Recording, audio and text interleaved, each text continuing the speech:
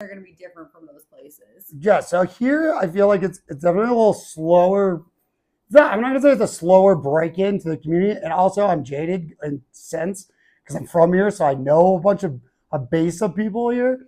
But I think joining a lot of clubs and things like that, and creating, I think you don't have as many of a billion people to go out with at all the time, but you curate a lot closer relationships with a lot of different groups. And then it's also, like I said, it's that easiness of like, maybe you meet up with one or two people and you'll meet a bunch of people on the mountain because people are interested in meeting. So I think having like smaller groups focus more on like kind of homesteading, like sure, Colorado just in general, like, craft breweries, great cocktails, good food designs and concepts. So people that are kind of more into that. Denver's still a little more fast paced with, like the hustle and bustle. Normally you're not going to be doing 10 different activities. So there's there are 1 to 5 maybe good things going on in a night, but it's not like you don't have a crazy variety of options, but you get to cherish and have better conversations with the people you're with, and you'll get in a more in-depth kind of thing. So I think for me, I'm in my 30s now.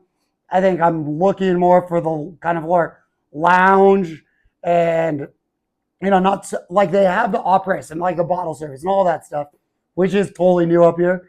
So you can still get like the big party vibes. Like we said, John Summit was just here. Tiesto was here before. So you get a lot of the music scene and you get the jumps of like, once a month, there's a big event and then there's small, things. And then you have your daily routine of the community, smaller groups.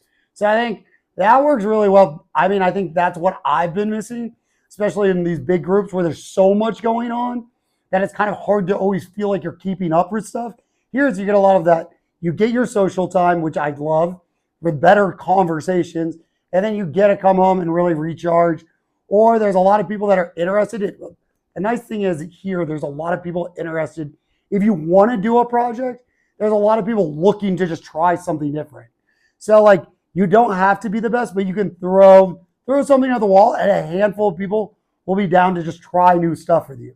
One, because either they want to just be social, or two, they're interested in the same activity. So I think, like in a big city, if you don't know what you want to do, there's just a million things going on. Here it's either create something. They're like, hey, like for example, like you're like pasta making.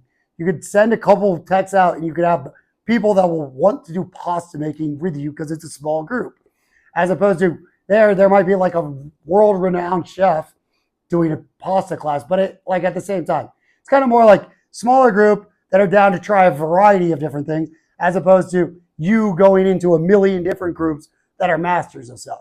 So it's kind of like if you want more tighter knit community and smaller groups, and you can still always hop around, but that's kind of the big difference for me.